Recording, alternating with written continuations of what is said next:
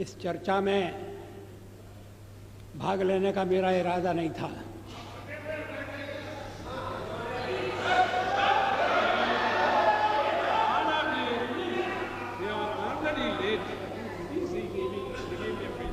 लेकिन जब मैंने सुना और पढ़ा कि मेरे बारे में विपक्ष की नेत्री श्रीमती सोनिया गांधी ने विशेष उल्लेख किया है, तो फिर मुझे अपना स्पष्टीकरण देना आवश्यक हो गया। शोर शराबे में उनके शब्द सभी सदस्यों ने स्पष्टतः सुने या नहीं, मैं नहीं कह सकता, लेकिन मैं समझता था कि चलते चलते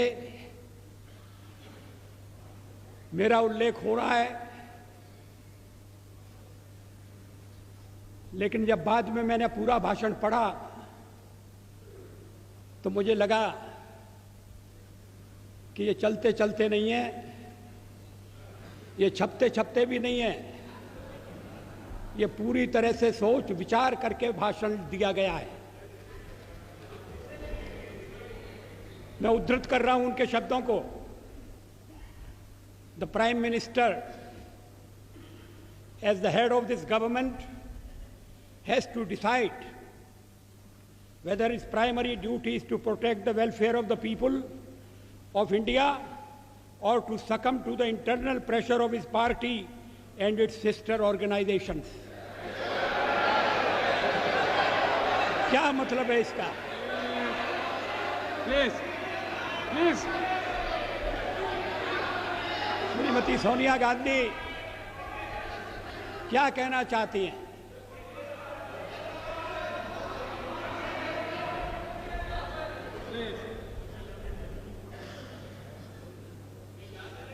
उन्होंने प्रधानमंत्री के नाते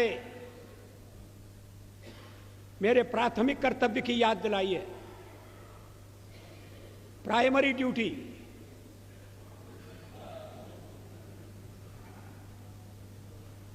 जैसे और कर्तव्य महत्वपूर्ण नहीं है, परिवार के दबाव में आना या नहीं आना, अपना कर्तव्य पूरा करना या नहीं करना, और कर्तव्य की सबसे बड़ी कसौटी उनकी यही है कि मैं कहीं अन्य संबंधित संगठनों के दबाव में तो नहीं आ रहा। ये हमारा जो हमारे परिवार का मामला है उसमें सोनिया जी दखल न दें।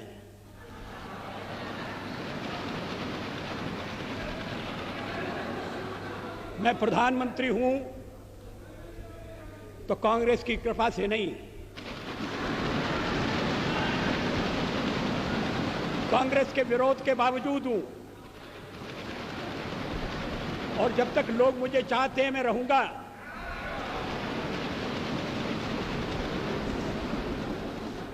लेकिन अब मेरे बारे में इतनी रुचि लेने की आवश्यकता क्या है? फिर आगे सवाल देखिए, will he be submissive and weak in his leadership, or will he uphold the prestige of the high office he holds?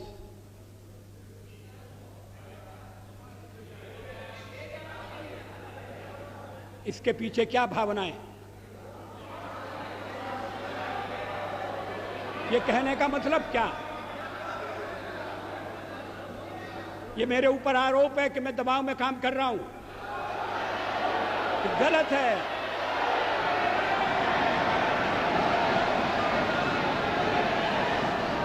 मैं किसी के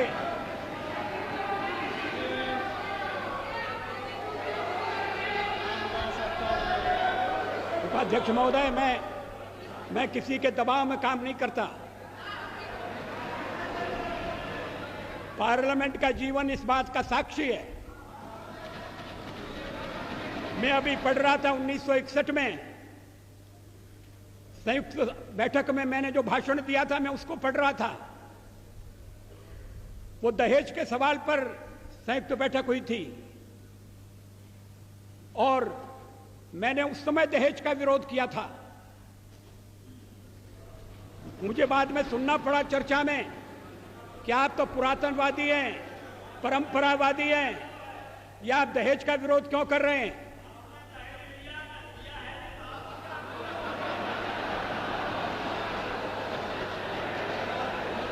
ये 1961 की बात है। 1957 में मैं पहली बार लोकसभा का सदस्य चुना गया, प्रतिपक्ष की ओर से चुना गया। अगर मैं दबाव में काम करता तो फिर पता नहीं क्या हो जाता। दबाव में काम करने का मतलब है किसके दबाव में? आपको बड़ी चिंता हो रही है मैं किसी के दबाव में न रहूं। अभी तो कहा जा रहा है कि हम परिवार के दबाव में, हमारे वामपंथी सदस्य कहते हैं कि हम अमेरिका या विदेशी शक्तियों के दबाव में हैं।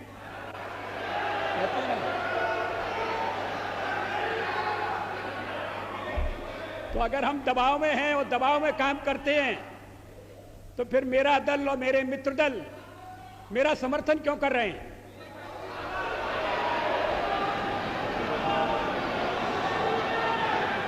इसका औचित्य क्या है?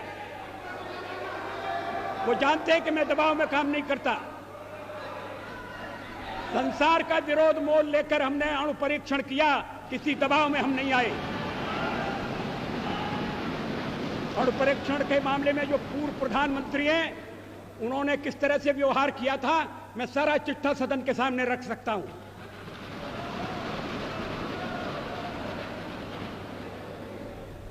एक बार परीक्षण करने के लिए गड्ढा खोद दिया गया था, सुरंग तैयार हो गई थी, परीक्षण की तिथि तय हो गई थी। ऐन वक्त पर परीक्षण को रद्द कर दिया गया क्योंकि विदेशी दबाव था।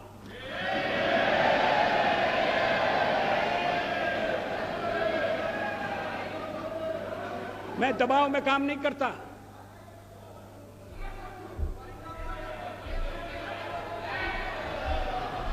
आप चुप रहिए, एक सीमा होती है सुनने की। मुझे रोका था जब कारगिल युद्ध चल रहा था तो राष्ट्रपति लिंकन ने मुझे बुलाया न्यूयॉर्क में, वाशिंगटन में।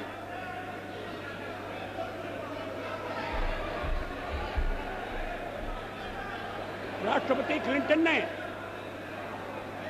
और उन्होंने कहा कि यहां पाकिस्तान के प्रधानमंत्री आ गए हैं, आप भी आ जाइए, दोनों मिलकर बैठिए, हम सवालों को तय करेंगे। हमने कहा जब तक पाकिस्तान के कब्जे में भारत की 1 इंच भूमि है तब तक मैं बात नहीं करूंगा।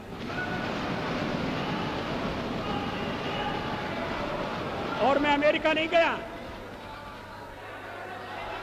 अमेरिका के दबाव में नहीं आया।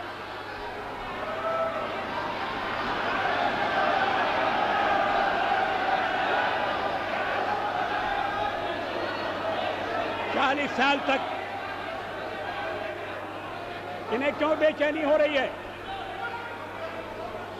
मुझे टोकने का मतलब क्या है?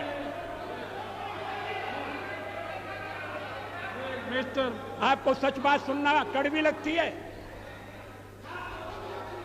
इसके आगे देखिए, his moment of reckoning has come. ये विरोधी दल की नेत्री का भाषण है, ये प्रधानमंत्री के लिए, प्रधानमंत्री के खिलाफ बोली गई भाषा है। इसका भाव क्या है?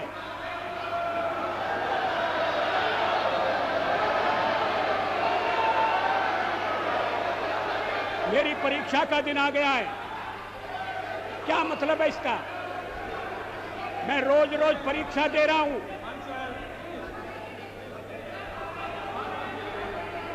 जब सोनिया जी राजनीति से कोसों दूर थी तब से इस सदन में, इस संसद में मैं व्यवहार कर रहा हूं।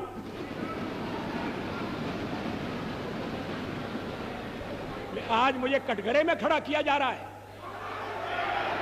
क्या अधिकार है?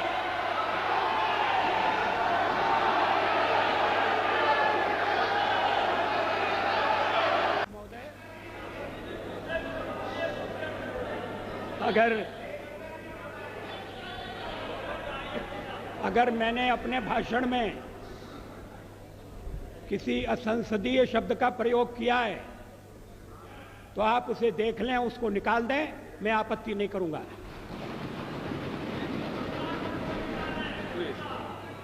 अब ऐतराज किया जा रहा है मेरे लहजे पर।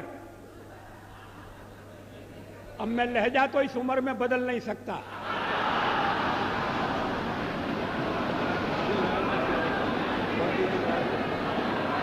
जवाहरलाल नेहरू ने मेरा ये लहजा स्वीकार किया था और उसके बाद जो पीढ़ी आई उससे भी कभी मुझे ऐसे शब्द नहीं सुनना पड़े जैसे इस भाषण में, लिखित भाषण में।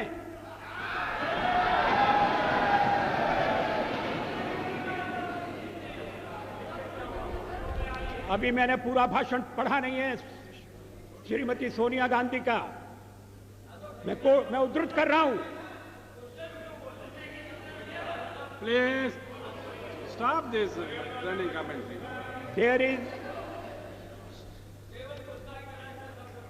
There is, I'm afraid, neither moral integrity nor sincerity of purpose among those who are trying to force the law on the nation today. ये moral integrity क्या है? What is moral integrity? क्या मतलब है इसका? अगर सत्ता पक्ष में अध्यक्ष महोदय, इन शब्दों के लिए श्रीमती सोनिया गांधी को खेद प्रकट करना चाहिए।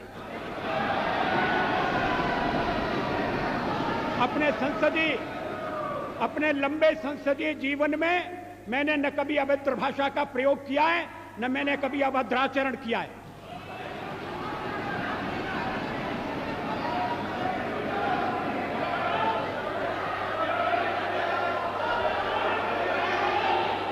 मगर जो हमें उपदेश दे रहे हैं,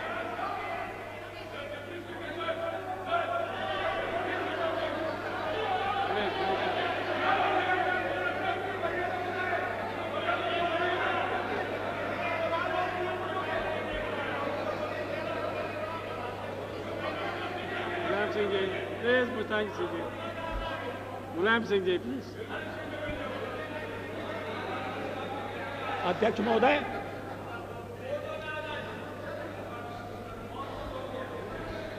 फोटो के बारे में ही तो ये आरोप लगाए जा रहे हैं, नियत पर शक किया जा रहा है, बोनाफाइड्स की बात हो रही है।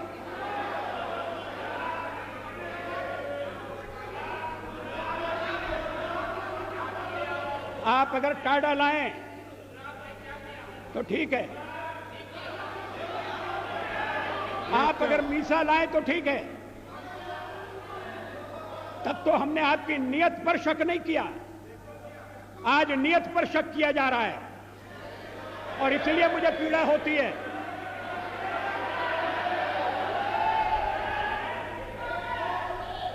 अगर बहुमत नैतिकता से नहीं चल रहा तो फिर क्या अल्पमत से हम आशा करें कि वो नैतिकता की दुहाई देगा? जो जिन शब्दों का प्रयोग किया गया है, वैसे मैं एक सवाल को लेकर सोनिया जी की तारीफ करने वाला था।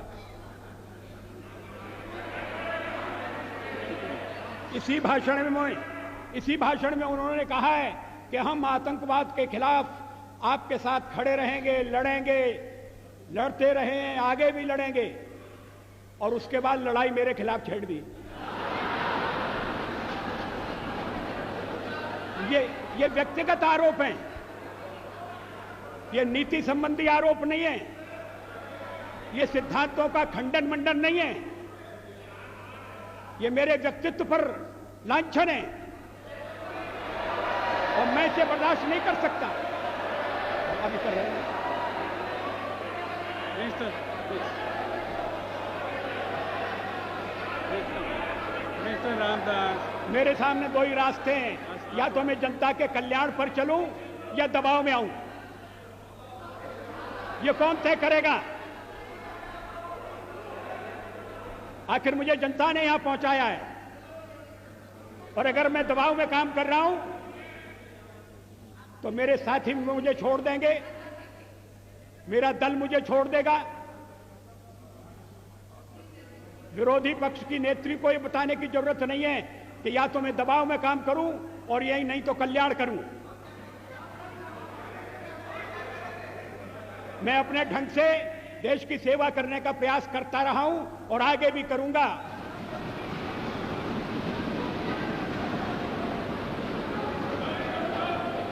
लेकिन अगर मुझे आपत्तिजनक बातें सुनना पड़ेंगी तो मुझे उनका उत्तर देना पड़ेगा।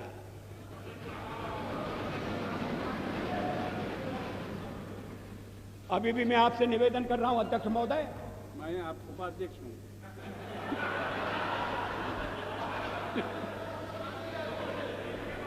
अगर अभी भी मैं आपसे निवेदन कर रहा हूं उपाध्यक्ष महोदय, अगर मैंने कोई असंसदीय भाषा का प्रयोग किया है, निकाल दीजिए मेरे भाषण में से।